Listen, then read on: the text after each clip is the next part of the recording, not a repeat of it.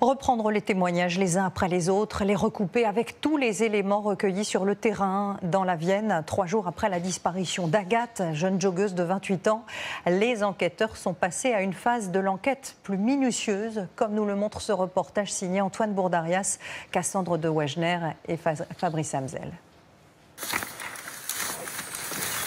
Ce midi encore, ces gendarmes inspectent chaque recoin de cette forêt où aurait pu passer Agathe Hilléré, cette joggeuse de 28 ans qui n'a pas donné signe de vie depuis jeudi.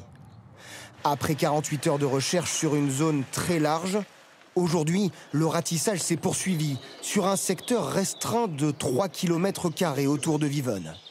Au total, une cinquantaine de gendarmes sont toujours mobilisés, prêts à intervenir pour des opérations plus ciblées. Comme ces 4 plongeurs ce matin, ils exploraient un cours d'eau à la recherche du moindre indice. L'enquête, elle, est passée dans une nouvelle phase judiciaire. Un travail de l'ombre, mené notamment par les enquêteurs de la brigade de recherche de Poitiers. Les enquêteurs vont rechercher toutes les informations disponibles, donc la famille, les voisins, les amis, interroger les opérateurs de téléphonie mobile sur l'ensemble des téléphones qui ont borné sur ces cellules et également les réseaux sociaux, les communications WhatsApp.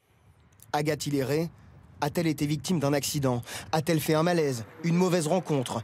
Ou s'agit-il d'une disparition volontaire? À cette heure, aucune hypothèse n'est écartée. Dans leur travail, les enquêteurs s'appuient également sur des effets personnels de la jeune femme saisie à son domicile.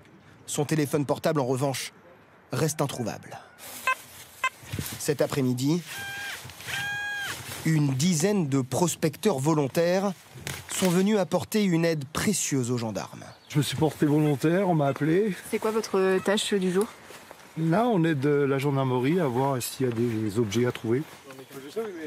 De nouvelles auditions de témoins ont été réalisées ce dimanche.